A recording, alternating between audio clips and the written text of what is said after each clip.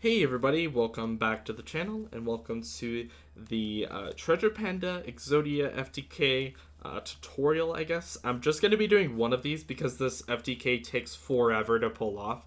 So if you are interested, yeah, stick around for the whole thing, but I'm only just going to be doing one. So it's definitely going to be completely randomized. We're going to shuffle the deck up. If you want to skip to the actual FTK, you don't want to see me shuffling cards to make sure that I'm actually doing this legit, you can skip to the timestamp that's probably in the description. And yeah, so that's going to be what we're gonna do. So we're gonna shuffle this up. It is 40 cards exactly, so we should have an even number since I'm doing 8 piles of 5, I believe. So we should have the final pile here. Oh, I might have counted something wrong. I don't think so. I might have counted something wrong here, but I think that we should be fine with the 40 cards. I don't think I'm missing anything in this deck, at least. I could check the side deck, but let me actually double check that really quick. 3, 6, 9, 12, 15. Okay, yeah, we're fine. So I must have just put something in the wrong pile. We're going to go ahead and cut in half, and we're going to shuffle really quick, and then we're also going to roll for our cut as well. So we cut in half, we're shuffling, a couple more riffles, just to be safe. And then we are going to roll. We're actually going to cut in half first and then roll for our cut. So we got a 5. We're going to cut off 5 from the top. 1, 2, 3, 4, 5. And then we are going to draw 5 cards for our opening hand. Upstart Goblin, Monster Reborn, Flamvel Guard, pretty unfortunate, 1 into the Void, and Chaos Space. So this hand isn't particularly the greatest, but obviously let's just see what we get with first starting with our Upstart Goblin. Our opponent gains 1,000 life points, and we drew Treasure Panda. All right, pretty nice. Since we obviously have like enough cards in our hand, we're going to activate our Into the Void as well. Draw a card. Magical Mallet. That's actually really good to put back the Flamvel Guard, so we might do that in a minute. But I think that first we want to kind of maximize the consistency in our hand. So we're going to go ahead and normal summon our Treasure Panda, and we're going to use the effect of Treasure Panda. We're going to use it twice. Make sure that you like confirm with your opponent that you are, because like if you banish 2, you're summoning a level 2 normal monster. So like make sure your opponent knows that you are using it twice and not using it on a level 2 monster. So if you do banish them both at the same time, so you probably shouldn't do that actually, just to make sure your opponent is on the same page as you.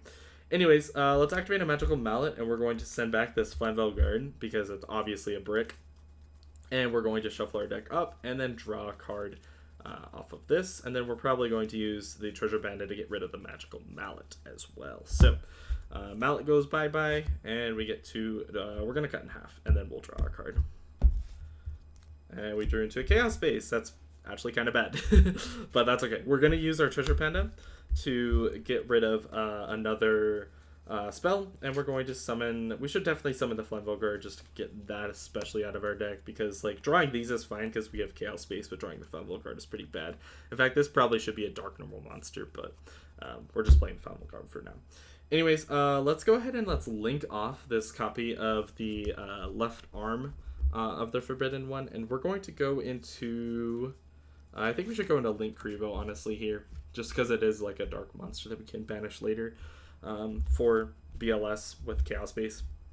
So you might be wondering here, like, oh wait, I guess it doesn't really matter. You can Monster Reborn bring this back, and then you have the 4 bodies on field for your Saryuja. So let's go ahead and just do that. Link these off, all 4, into our copy of Saryuja. Saryuja's effect is going to activate here. We're going to put him off top. He's kind of like in a weird situation or weird position, but shouldn't be a big deal. And since we did go through our deck, we're going to shuffle it up, we're going to cut, and we're going to draw 4. So Avarice, Mallet, a Tri-Rite, and a Lure. Tri-Rite's actually like really good, same thing with Avarice, but we do get to keep a couple of these. I think that we should get rid of the Mallet and the Allure. They're just not particularly great in this hand. And a copy of Chaos Space. So keeping these 3 is probably the smartest option here. We're going to put Chaos Space on the bottom just because it's probably the worst card to draw into. Hopefully we won't see it, but we'll see. Let's go ahead and just activate Try Right. It's going to bring back the 3 pieces. You can see them right here. And then we're just going to link it off with Saryuja. So that makes 4. 3, 4, 3 plus 1, 4, making another copy of Saryuja. And then we're going to draw 4 more cards and dig even deeper into the deck. So picking up the Toontables is also like really good here. I think that grabbing this Dark Factory might also be really good, but how many monsters do we have in Grave? We have 5 monsters in Grave.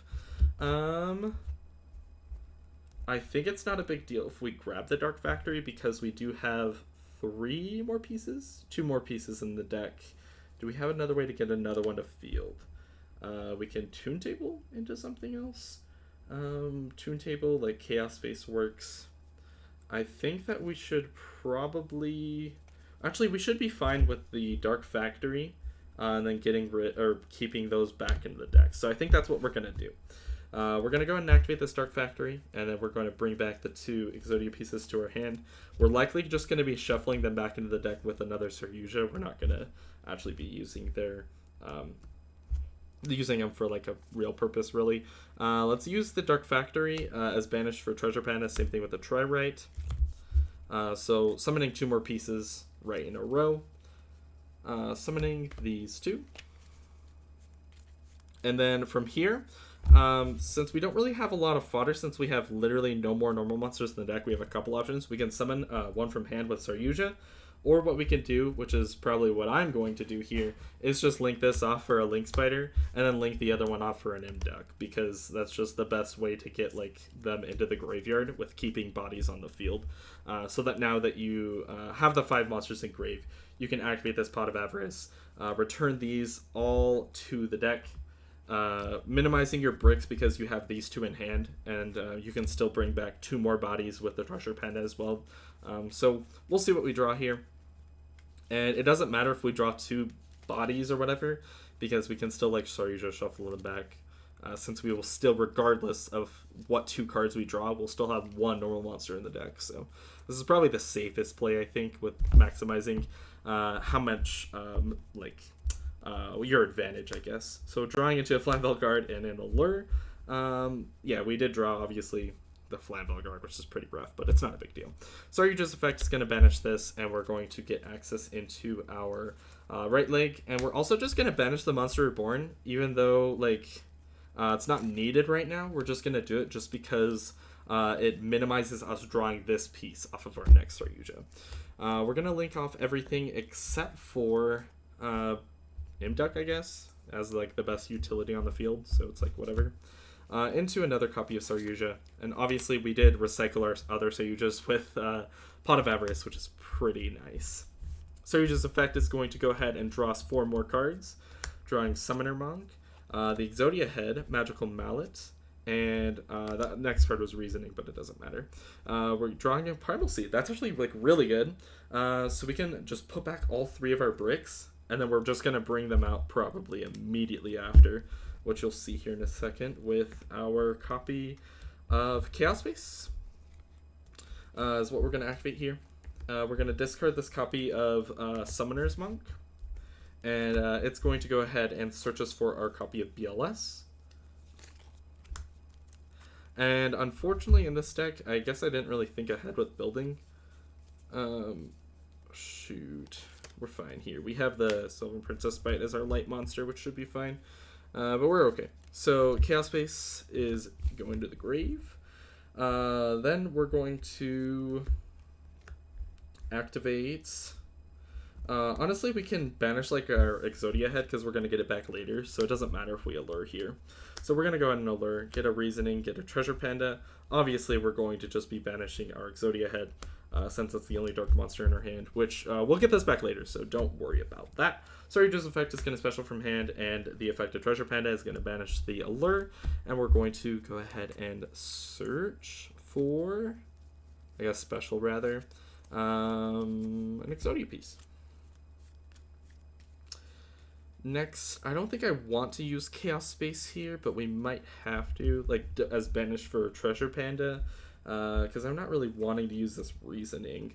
Let's go ahead and just Magical Mallet back the Reasoning, and it's going to put a spell in the grave. We're going to kind of like randomize our draw here, but I think this is better than just activating the reasoning, because we don't want to mill our primal seeds. Drawing here. Drawing into card destruction is like whatever. Let's use the Treasure Panda. Let's get rid of the Magical Mallet. And we're going to special summon a Exodia piece. Actually, let's go for Flying Guard. Don't think it matters though. And then overlay these two. For a copy of Sylvan Princess Sprite, we're going to use the Sylvan Princess Sprite's effect, detaching material, and then if it's a spell card, we add it to our hand. So let's see what we get. It's Chaos Space. We'll keep it, even though it's pretty trash in this scenario. Then we're going to just make a Saryuja with 4 monsters. Let's actually use the other Treasure Panda since this one's in defense mode. I just like having them in defense. Saryuja number, I think 5. Drawing an Exodia piece, reasoning, allure, and finally tune tables. So let's get rid of this. Reasoning's pretty bad. We're gonna discard some of our cards, so like this is pretty good. This combo's really nice.